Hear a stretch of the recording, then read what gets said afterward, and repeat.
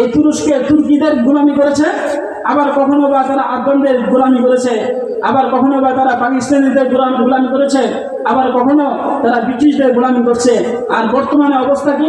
বাংলাদেশের মানুষের একদল চায়নার গোলামি করে, আরেক দল রাশিয়ার গোলামি করে, আরেক দল বর্তমান ভারতের গোলামি করে যাচ্ছে। গোলামি করতে করতে অবস্থা এমন হয়ে গেছে, ভেজাল দুধ খেতে খেতে এমন অবস্থা হয়ে গেছে, এখন ভালো দুধ দিলেই ডায়রিয়া হয়ে যায়।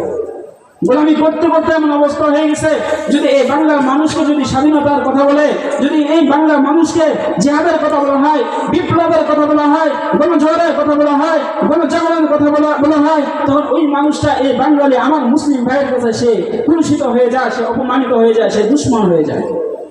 কাফেররা আমাদের বিরুদ্ধে ষড়যন্ত্র করবে, নাস্তিকরা আমাদের বিরুদ্ধে ষড়যন্ত্র করবে, বেঈমানরা আমাদের বিরুদ্ধে ষড়যন্ত্র করবে।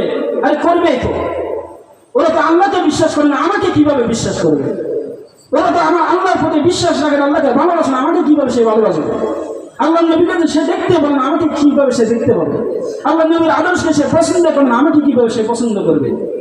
কাফেররা আমাদের বিরুদ্ধে ষড়যন্ত্র করলে দুঃখ লাগে না, কাফেররা আমাদের বিরুদ্ধে ষড়যন্ত্র করলে কোনো কষ্ট লাগে না। কিন্তু বর্তমানে আমাদের বিরুদ্ধে ষড়যন্ত্র করে কারা? আমাদের নামদারি মুসলিম ভাইরাই, আমাদের নামদারি মুসলিম ভাইরাই আমাদের আলেমদের বিরুদ্ধে ষড়যন্ত্র করে থাকে। একটি কথা বলে যাই, এই কাফের মুশরিক বেঈমান নাস্তিকরা যদি আমার এখানে যদি গুলি করে করে আমার বুকটাকে ঝাঁঝরা করে দেয়, আল্লাহর কসম করে বলছি একটুখানিও কষ্ট লাগবে না। কারণ ও তো আমার এমন একটু উপকার করে দিছে যে জগতের বুকে এর চেয়ে আর বড় উপকার হতে পারে না। আমি তো একজন গুনাহগার বান্দা, আমি তো একজন গুনাহগার মানুষ। আল্লাহ তাআলার কাছে হিসাব দিয়ে কিভাবে আমি জান্নাতে যাব? সে তো বিনা হিসেবে আমাকে জান্নাতে যাওয়ার একটা ব্যবস্থা করে দিয়েছে। সবাই থাকবে কবরে ঘুমিয়ে নতুন জামাইয়ের মতো, আর আমি জান্নাতে সবুজ পাখি হয়ে ঘুরে বেড়াবো।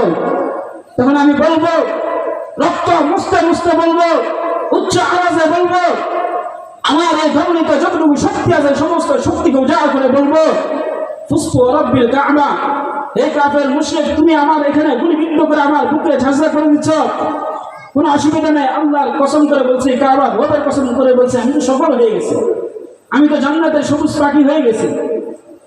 তো কাফের মানলে কোনো কষ্ট লাগবে না, নাস্তিক মানলে কোনো কষ্ট লাগবে না, মুরতাদ মানলে কোনো কষ্ট লাগবে না। কিন্তু হে মুসলিম ভাই, তুমি একজন আলেমের হাতে কিভাবে হ্যান্ডকাপ করাতে পারো?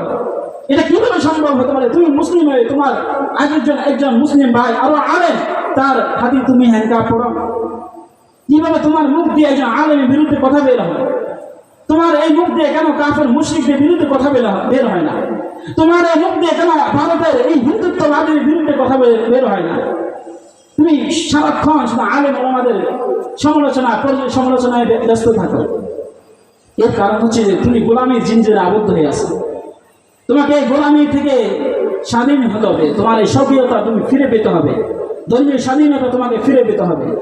যতদিন পর্যন্ত তুমি ধর্মীয় স্বাধীনতা ফিরে না পাবা, যতদিন পর্যন্ত তোমার ইচ্ছা অনিচ্ছার স্বাধীনতা ফিরে না পাবা, যতদিন পর্যন্ত তুমি আল্লাহ তাআলার কুরআন এবং রাসূলের সুন্নাহকে আঁকড়ে না ধরবা, যতদিন পর্যন্ত তুমি তোমার ব্যক্তি জীবন থেকে নিয়ে, পারিবারিক জীবন থেকে নিয়ে, সামাজিক জীবন, রাষ্ট্রীয় জীবন, অর্থনৈতিক জীবন থেকে নিয়ে রাষ্ট্রীয় জীবনে তুমি প্রতিটি সেক্টরে ইসলামী তাহফিজ তামাদ্দুন, ইসলামী আদর্শ তুমি পূর্ণাঙ্গরূপে বাস্তবায়ন করতে না পারবা, ততদিন পর্যন্ত তুমি সফলতা অর্জন করতে পারবে না, বিজয় আনতে পারবে না। আল্লাহ তাআলা আমাদের